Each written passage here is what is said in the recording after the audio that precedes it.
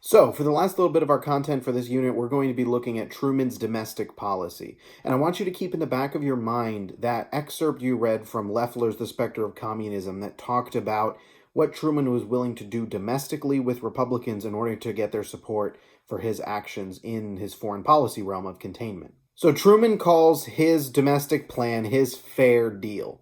And I've kind of divided these up into some different categories, which again, when you get to writing, you want to think about how you can take lots of different pieces of evidence, things that happened in history, and combine them to create new categories around them.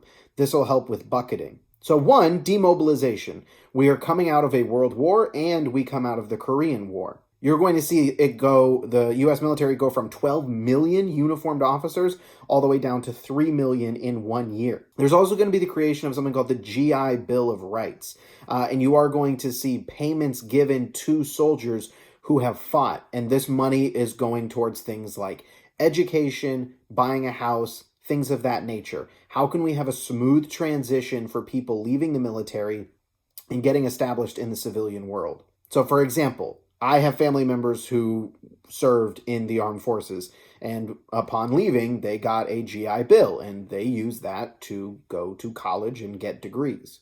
As we see this demobilization, you're going to see women lose their jobs. 2 million women will lose their jobs as you see men come back into the workforce.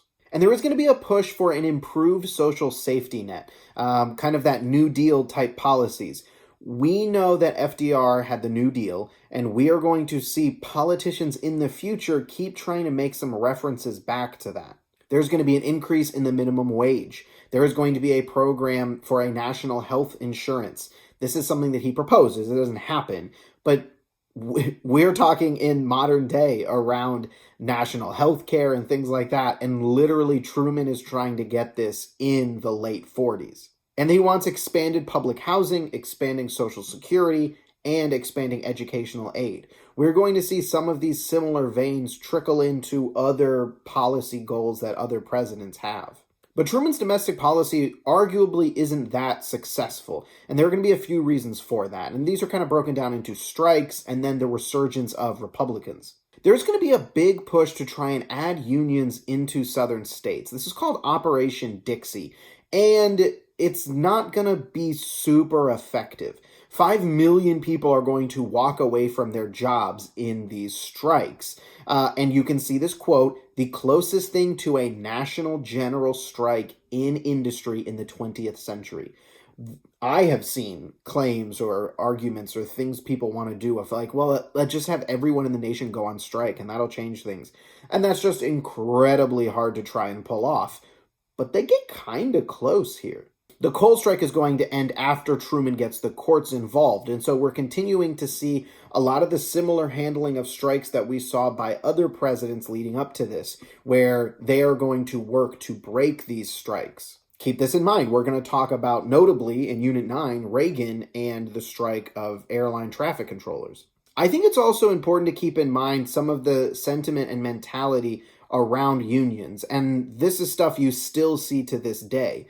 But especially in places where unions are not big. So we're talking about the South. Again, to this day, North Carolina is a right-to-work state. There are no unions. There's going to be a lot of animosity from the public around these. And you can go back to the Gilded Age, where you saw tension against union workers as well. A lot of that comes under this thing of like, well, that's a little communisty and a little bit of like everyone working together for bettering the collective. I don't know. And it's also something like, hey, I want whatever, this coal, because you're having actual like power outages, which are tremendous problems. And so people are like, forget that. I don't care. Like, I need this for me. And we as humans tend to be able to focus more on our problems than problems of other people. And so you're not going to see unions really set in the South. What we want to keep an eye on is a resurgence in Republicans.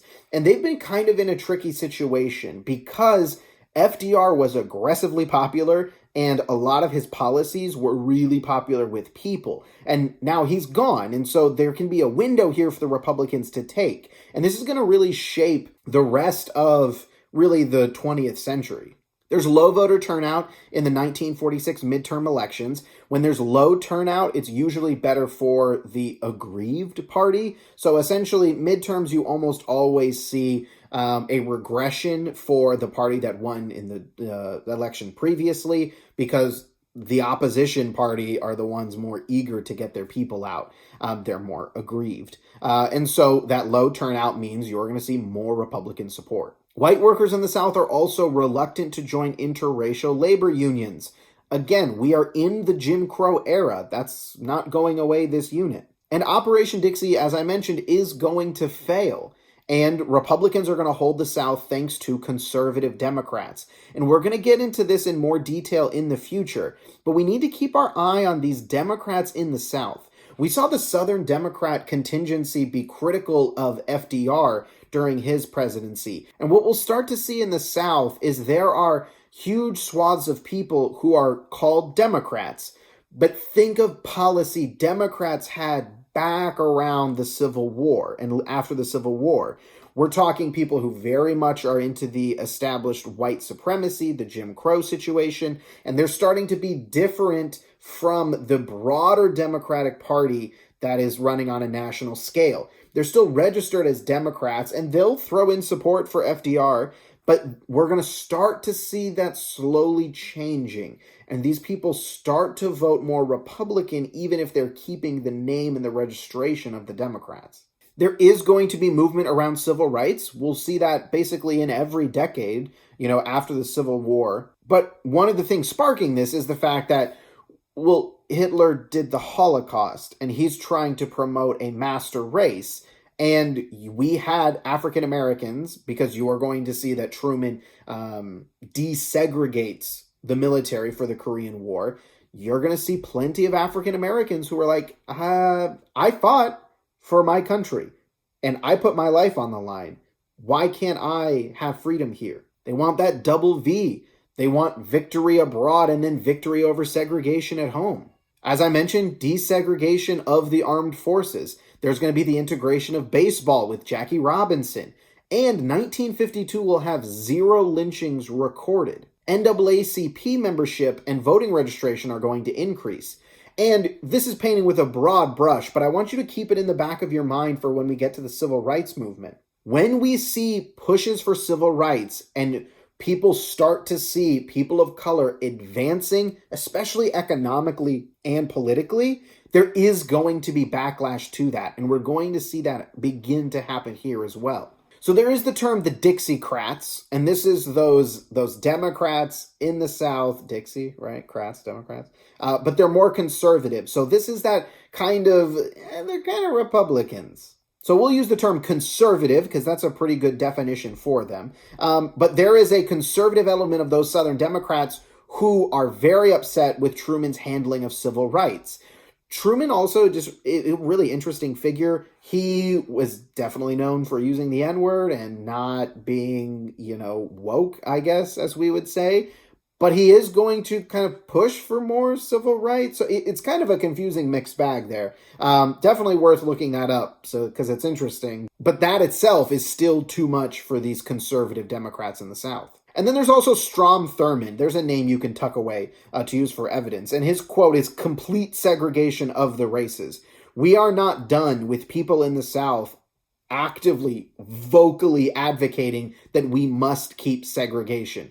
We're going to see Wallace in the civil rights movement. Segregation now, segregation forever. So I want you to keep in mind, this is a vocal conversation. It's not just one side saying we want equality and then other people not saying the quiet part out loud. This is people actively being in public like, no, I think segregation is good. We should have that. So I told you this would be a quick one. What we're looking at for our broad trends, keep an eye on what the movement for civil rights is going to start to do and what the impact is going to be like, especially in places in the South. We're also going to watch the South continue to stay conservative and potentially start switching political parties.